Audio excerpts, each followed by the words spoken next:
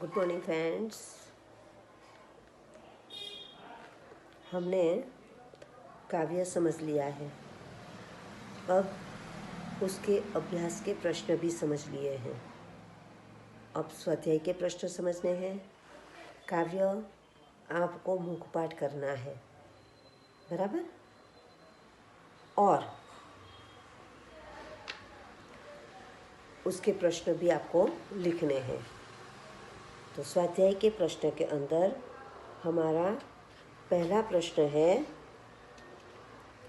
कि कविता के अनुसार अब तक किन चीज़ों का बंटवारा हो चुका है। किन चीज़ों का बंटवारा हो गया है? तो कविता के अनुसार अब तक मंदिर, मस्जिद, गिरजाघर के रूप में भगवान का बंटवारा हो गया है। सागर का और धरती का भी बंटवारा हो चुका है। हो ही चुका है ना। धरती पर हम सब लोग बसते हैं, पर कोई कहते हैं हम महाराष्ट्र में, कोई कहते हैं हम गुजरात में, तो कोई कहते हैं अमेरिका में। इस तरह से हमने धरती का भी बंटवारा कर दिया है। अलग अलग जगह पर समुद्र बहते हैं, जिनको हम अलग अलग नाम से पहचानते हैं। अटलांटिस महासागर, पैसिफिक महासागर, है ना। ऐसे बहुत सारे नाम हैं। तो सागर का भी हमने बंटवारा कर दिया है। तो उत्तर में क्या लिखोगे? कविता के अनुसार अब तक मंदिर, मस्जिद, गिरजाघर के रूप में भगवान का बंटवारा, सागर और धरती का बंटवारा भी हो चुका है, बराबर। तो ये हमारा पहला प्रश्न था। अब दूसरा प्रश्न। तो दूसरा प्रश्न क्या है कि किसकी मुस्कान को कोई रौंद नहीं पाएगा? किसकी मुस्कान? तो मौसम की जो मुस्कान है उसको कोई रौंद नहीं पाएगा। रौंदना यानी खलेल पाड़ना, उसको निकाल कर देना। तो हम जो मौसम है, अभी गुलाबी ठंडी बहती है तो उसको रोक सकते हैं कोई? नहीं। गर्मी आएगी तो उससे रोक सकते हैं कोई? नहीं। तो किसकी मुस्कान? मौसम की मुस्कान को कोई रोक सकता नहीं है, कोई रौंद पाएगा नहीं। अब तीसरा प्रश्न क्या है? हरी भरी धरती को कौन सी परिस्थितियां रेगिस्तान में बदल सकती है? तो हरी भरी धरती को प्रकृति का रौद्र स्वरूप, प्रकृति का रौद्र रूप, अकाल और भूकंप के तेज झटके रेगिस्तान में बदल सकते हैं। रेगिस्तान यानी गुजराती में रण प्रदेश बदल सकते हैं। रण बन जाता है, खुला मैदान बन जाता है ना। तो ऐसी परिस्थितियां जो आती है तब रेगिस्तान बन जाते हैं। चौथा प्रश्न, उजाले को बंदी बनाने का क्या अर्थ है? उजाले को बंदी, बंदी यानी कैदी, बनाने का क्या अर्थ है? तो उजाले को बंदी बनाना अर्थात उसे अपने वश में रखना, कैद में रखना। यही कारण है कि अब धनवानों के घर में बिजली की रोशनी नजर आती है, परंतु गरीबों की झोपड़ियों में वैसा उजाला नहीं दिखाई देता। यानी कि सभी प्रकाश धनवानों ने ले लिया है, वैसा लगता है। गरीबों के घर में कुछ है नहीं, सिर्फ दिए का प्रकाश है, बराबर। अब पांचवा प्रश्न कि यह कविता हमें क्या संदेश देती है, क्या बताना चाहती है? तो यह कविता मनुष्य को सभी प्रकार के भेदभावों को भुलाकर मिलजुल कर रहने का संदेश देती है। लोगों को विश्व बंधुत्व की प्रेरणा, विश्व बंधुत्व,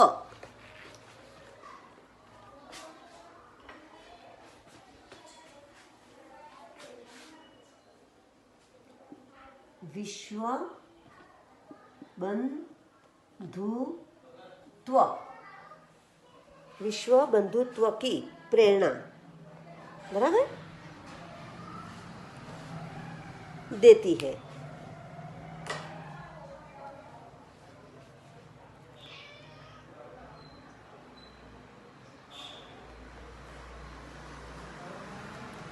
सारा संसार एक है।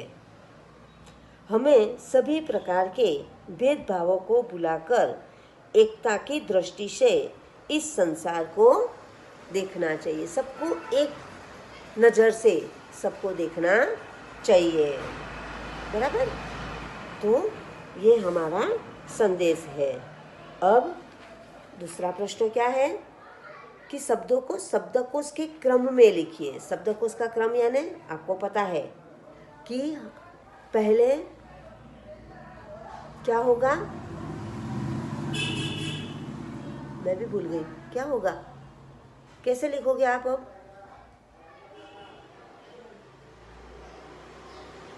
किसी को याद आया?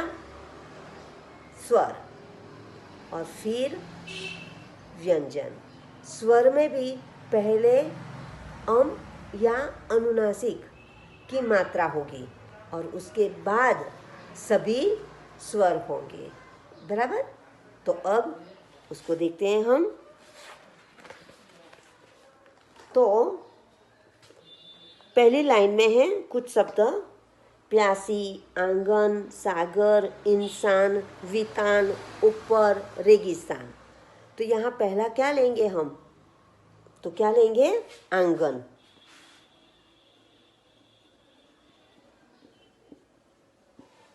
फिर इंसान,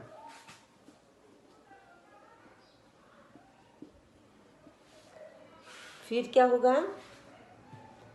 ऊपर,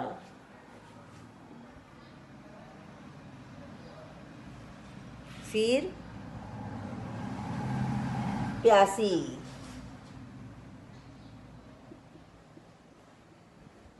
रेगिस्तान,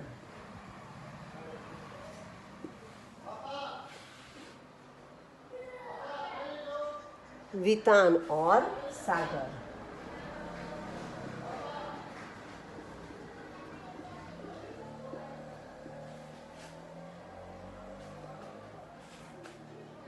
इतने शब्द आएंगे, बराबर है ना। देखो, अनुनासिक, फिर ई, ऊ, फिर कोई वर्ण नहीं है इसीलिए प, तो प्यासा, प्यासी, र, वी, व और स। इस तरह से आपको ये शब्दकोश के क्रम में लगाने हैं।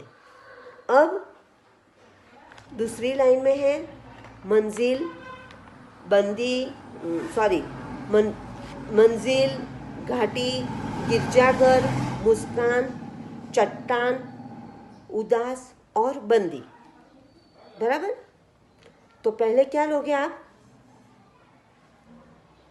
उदास। यहाँ पर स्वर के अंदर कोई अनुस्वार नहीं है, इसीलिए उसका उपयोग करेंगे नहीं, बराबर। तो पहले होगा उदास, उ की उ स्वर है, फिर है कोई स्वर नहीं है तो गिरजाघर, घाटी, चट्टान,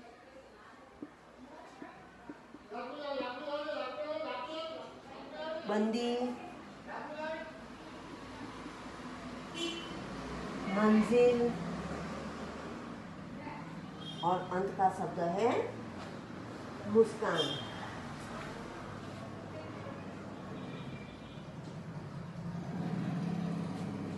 बराबर। तो आपके ये शब्द इस तरह से आप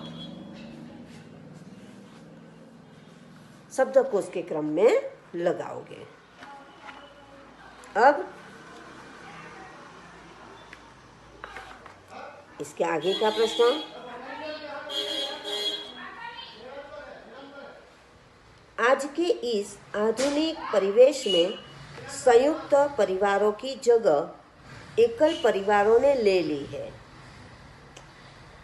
एकल परिवार के पक्ष विपक्ष पर कक्षा में चर्चा कीजिए।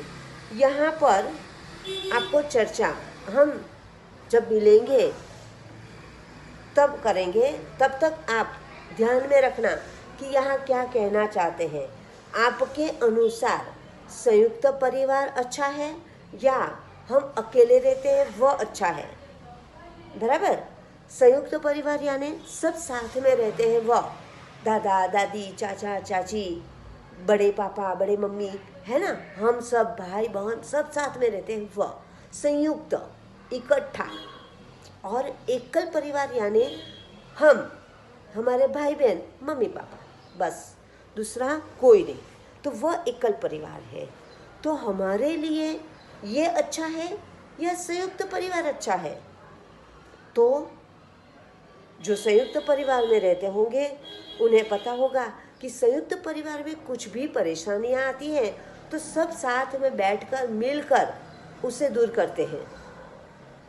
जब एकल परिवार में ऐसी कोई परिस्थितियां आ जाए तो उसे अकेले को निभानी पड़ती है। बराबर।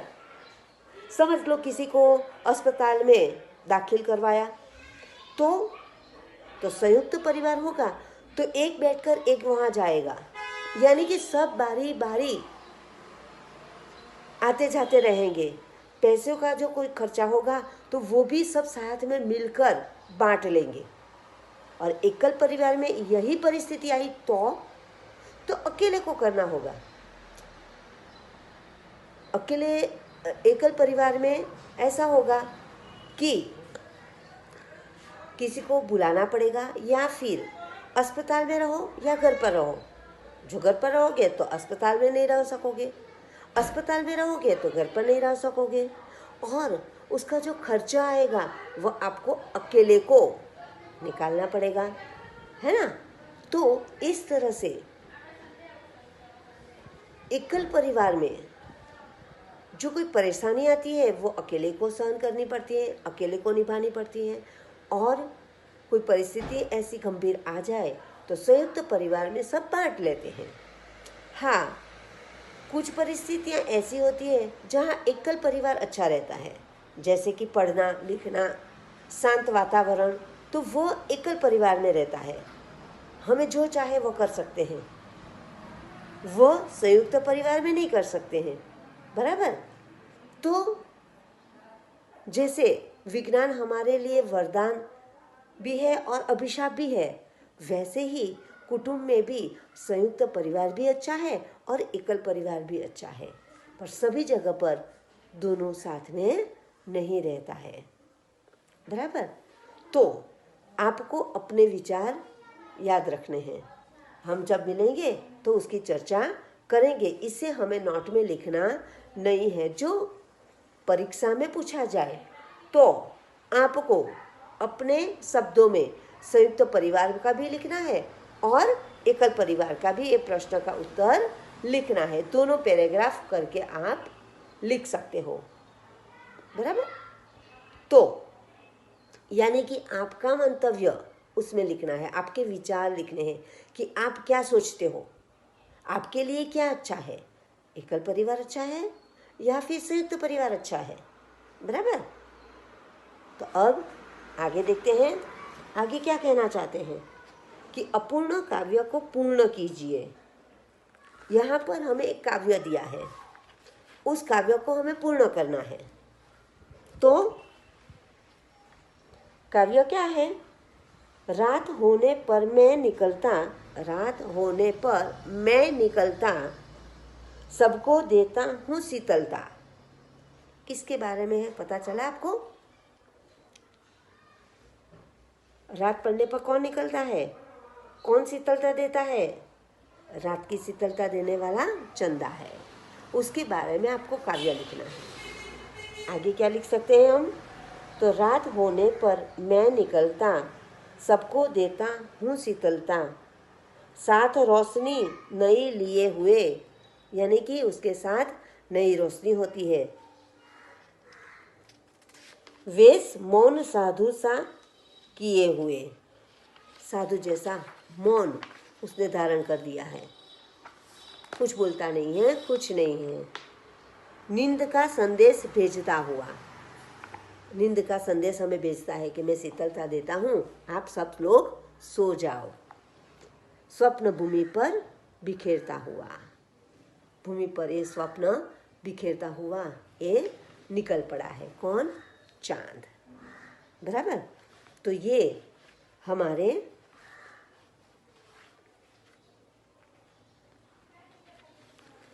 काव्य की पूर्ति हुई। अब योग्यता विस्तार। तो योग्यता विस्तार में क्या कहना चाहते हैं?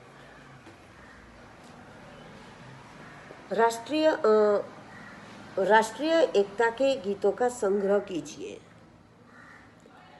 राष्ट्रगीत उसका संग्रह करना है। भारत के मानचित्र में निम्नलिखित स्थल खोजिए और उनके विषय में सचित्र जानकारी एकत्र कीजिए। यहाँ पर हमें कुछ दिया हुआ है, वह आपको मानपत्र यानी नक्शा, उसके अंदर खोजना है कि कहाँ पर आया है और क्या है, उसके बारे में जानकारी प्राप्त करनी है। बराबर। तो यहाँ पहला है जामा मस्जिद। तो जामा मस्जिद कहाँ आई है, क्या है? तो यह दिल्ली में है। ईद आदि त्योहार यही के निर्देश के अनुसार बनाए जाते हैं, अनुसार मनाए जाते हैं। यहाँ के इमाम का सभी आदर करते हैं। ये जो जामा मस्जिद है उसका सब आदर करते हैं। अब स्वर्ण मंदिर। स्वर्ण मंदिर कहाँ आया है? तो यहाँ पंजाब में सिख संप्रदाय का सबसे बड़ा और मुख्य गुरुद्वारा है। प्रतिदिन सैकड़ों देसी विदेशी पर्यटक यहाँ आते हैं। इतने 2-3 वाक्य ही आपको लिखने हैं और याद रखने हैं। बराबर। अब तिरुपति बालाजी मंदिर कहाँ आया है? तो यह तमिलनाडु राज्य में हिंदुओं का प्रसिद्ध तीर्थ स्थल है। यहाँ भगवान वेंकटेश की मूर्ति है। इसके दर्शन के लिए प्रतिदिन हजारों लोग आते हैं।